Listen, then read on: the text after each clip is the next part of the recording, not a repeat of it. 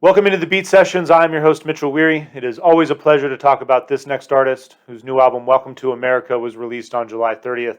This is the third posthumous release from Prince, the first of those releases to be comprised entirely of unreleased material. Prince released 39 albums in his lifetime, so you could make the statement, and I'm going to right now in the Beat Sessions here, that this is his 40th studio album. Prince, incredibly prolific, easily one of the most talented and dynamic singers, songwriters, multi-instrumentalist, performers, and producers in music ever. I miss him. I miss his artistry. I miss what he brought to the table as far as his own music and the way he has inspired and influenced pretty much every artist out there since releasing his debut record in 1978. It is truly a shame to not have him around anymore. It's pretty amazing to have this vault at Paisley Park, though. How this music is released to us in the coming years is anybody's guess. It will be really interesting to see how that unfolds. I mean, I've heard anywhere from 1,000 to like 8,000 songs in that vault. What really concerns me is how many of those have been arranged into some type of album format. Because I feel like at some point you're probably just going to get a content dump. But I would hate to see someone arbitrarily go in there and just arrange a bunch of songs and then call it an album. That's just so against what Prince was all about. Staying very true and being very stringent about that artistic vision comes into question with Welcome to America, recorded in its entirety in 2010. So, not an issue as far as putting this album together, but it really is very curious as to why, Prince went out on the tour of the same name, but never released the album. Tal Wilkenfield on bass, Chris Coleman on drums, Morris Hayes on keys, all three of these musicians just killing it on their respective instruments. He brings in some of the singers from New Power Generation to do vocals, so there's great harmonies from start to finish on this album.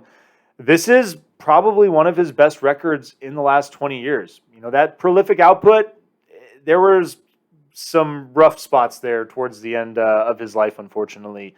But this record, while not like in the upper echelon of like Prince artistic creativity, is impressive and really damn good, and just a brilliant amalgamation of funk and R&B and rock and roll, and I'm absolutely loving it. Welcome to America is the opening track on this record. I'm loving the ultimate turn from start to finish on this thing, because it does open up with very cynical lyrics on Welcome to America, very critical of American excess, our addiction to technology, especially our phones, the way we allow ourselves to be so easily manipulated by all these different social media platforms and the garbage people that are on them. Prince was concerned by this thing, and he's very outspoken and bringing the fire as far as, how we need to, ease up on the phones a little bit and kind of, back up on the technology. This song, too, just has this great sign of the times feel to it as far as the power. It's just this big opening track. It draws you in immediately, and it sets the pace for what you're going to hear for the next 11 tracks. Second track, Running Game, in parentheticals, Son of a Slave Master, keeps the fire burning hot on this thing. I wasn't kidding. Prince is not messing around lyrically on some of these tracks. A little cynical, but really just speaking truth in every way, shape, and form, as far as the way African Americans exploited throughout the history of the music industry, Prince himself included in that scenario. And so really just liking the realness of that song. I like the funky energy of it. And it's got this excellent 90s West Coast hip-hop synth that's incorporated into it. So it's just, again, Prince just seamlessly drawing on all these different influences in his music and just at will, just throwing elements in there that are great, that are absolutely brilliant. Born to Die is the third track. Slows it down a little bit. You get a little bit of that Prince falsetto. Actually, you get a lot of it. And let's be real, this song, that slow funk, Prince is just at his best when, let's say, he's in the mood. Puts us all in the mood. I love it. I love sexy Prince. It's one of my favorites. This song really is very sexy. Leads into 1,000 Light Years from Here, which is just this bright, summery pop song. I mean, again, showing off that dynamic as far as all the different things that he can do as a songwriter. Hot Summer is the fifth track. Rock and riff to open this thing up, and then it just gets funky. It's got this cool synth, this great organ piece that drives the song as well.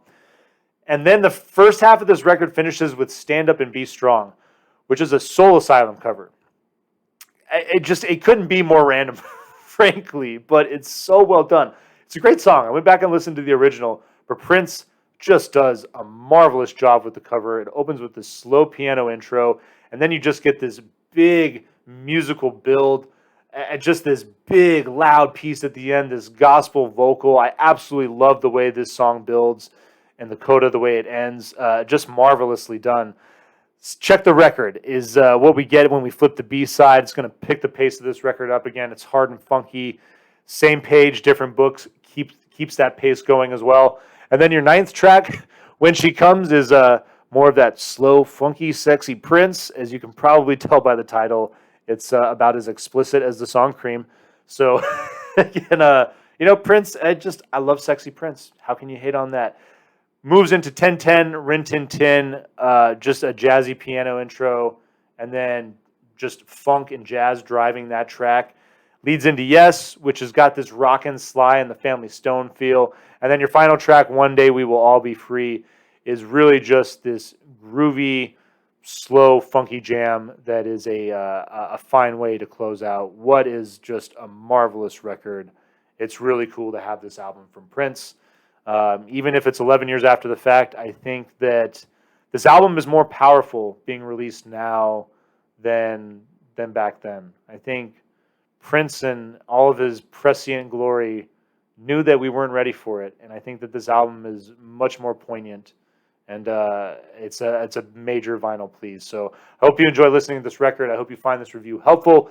Please subscribe to the channel. Check out the live show when it returns on September 12th, and we will see you next time on the Beat Sessions.